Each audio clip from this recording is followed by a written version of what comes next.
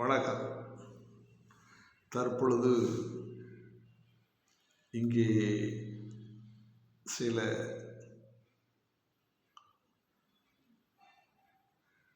அற்புதமான சிந்திக்கக்கூடிய, நாம் வாழ்வில் யாரிடம் எதை சொல்ல வேண்டும், சொல்லக்கூடாது என்பதை நாம் தெரிந்து கொள்ள வேண்டும். இங்கே ஒரு 4 விஷயங்களை நாம் கையில் எடுத்துக்கொள்கின்றோம். யாரிடம் சொல்லக்கூடாத ஒரு 4 ரகசியங்கள்.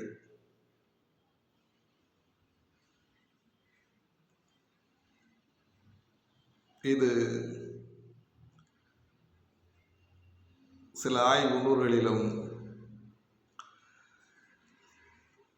பெரிய அறிஞர்களும் ஆண்டோர்களும் இந்த விஷயங்களை பல ஆய்வுகளுக்கு உட்படுத்தப்பட்டு அதை இங்கே குறிப்பிட்டிருக்கின்றார்கள்.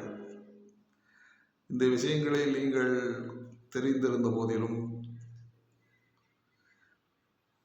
தெரிந்தவர்களும் இருக்கலாம், தெரியாதவர்களும் இருக்கலாம். அனைவருக்கும் இந்த விஷயங்களை தெளிவுபடுத்த வேண்டும் என்பதற்காக நான் இந்த ரகசியங்களை இங்கே நான் சொல்லுகின்றேன். ஒன்றாவதாக, உங்களுடைய நிதி நிலைமை, பணம் குறித்த தகவல்களை யாரிடமும் சொல்லாதீர்கள். இரண்டாவதாக, வாழ்க்கையில் பலவீனம் மற்றும் அவமானங்கள் குறித்து யாரிடமும் சொல்ல முற்படாதீர்கள்.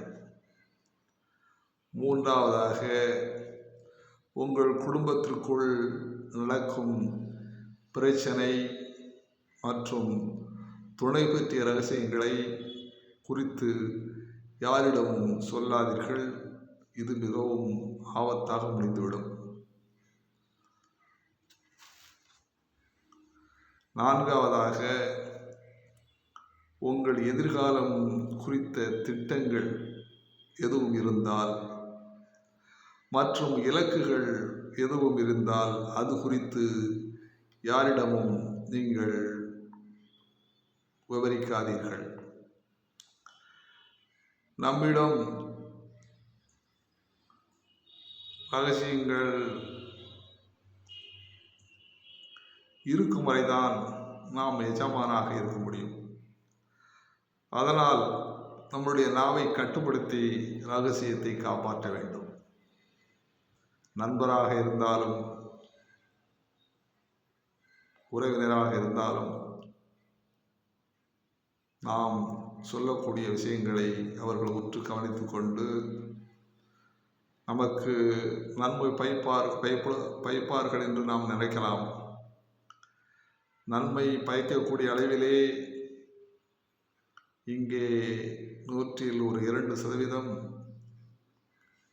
நன்மை அவர் சொல்வதிலே அவர் நன்றாக இருக்க வேண்டும், அவர் சொல்லக்கூடிய கருத்துக்கள் நல்ல விஷயம், அந்தபடி நடந்தால் நல்லா இருப்பார் என்று நினைப்பார்கள். ஆனால் நாம் சொல்லக்கூடிய விஷயங்களை கையில் எடுத்துக்கொண்டு நாம் சொன்ன விஷயத்தையே திருப்பி நமக்கு பிரச்சனையாக மாறி எந்த ஒரு காரியங்களும் நடக்கவிடாமல் தடுக்கக்கூடிய சூழ்நிலை ஏற்படுத்துவார்கள்.